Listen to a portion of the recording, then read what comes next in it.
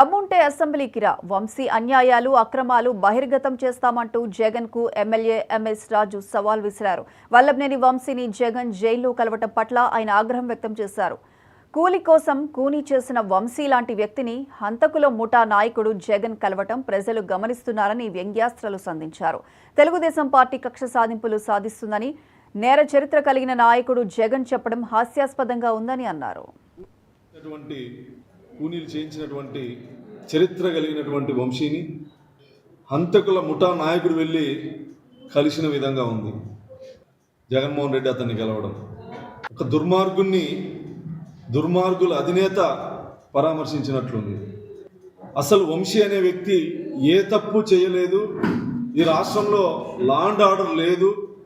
పోలీసులు మీ తల మీద ఉన్న సింహాలకి టోపీలకి సెల్యూట్ కొట్టాలి కానీ తెలుగుదేశం పార్టీ నాయకులకు కాదు అని చెప్పేసి ఈరోజు ఒక చిలక పలుకులు పలుకుతున్నటువంటి హంతక ముఠా నాయకుడు జగన్మోహన్ రెడ్డి ఎంత హాస్యాస్పదంగా ఉందంటే, వల్లభనేని వంశీ ఏం చేయలేదు, చెయ్యని నేరానికి తెలుగుదేశం ప్రభుత్వం కక్ష సాధింపుతో కమ్మ సామాజిక వర్గంలో రాజకీయంగా ఎదుగుతున్నాడు కాబట్టి చంద్రబాబు గారు, లోకేష్ గారు అణిచివేస్తున్నారని చెప్పేసి మాట్లాడడం జగన్మోహన్ రెడ్డి యొక్క నేర చరిత్ర ఆలోచన విధానానికి నిదర్శనం అని చెప్పి సందర్భంగా తెలియజేస్తాం. వల్లభనేని వంశీ అనే వ్యక్తి గన్నవరం నియోజకవర్గంలో చెయ్యనటువంటి దుర్మార్గాలు లేవు.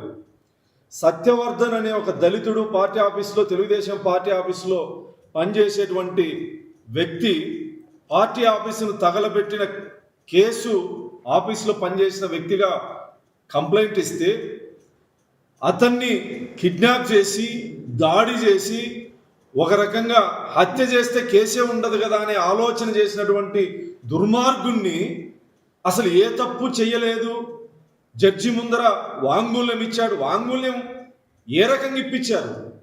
ఏ రకంగా సత్యవర్ధన్ అనే దళిత యువకుడు జడ్జి ముందర వాంగ్మూల్యం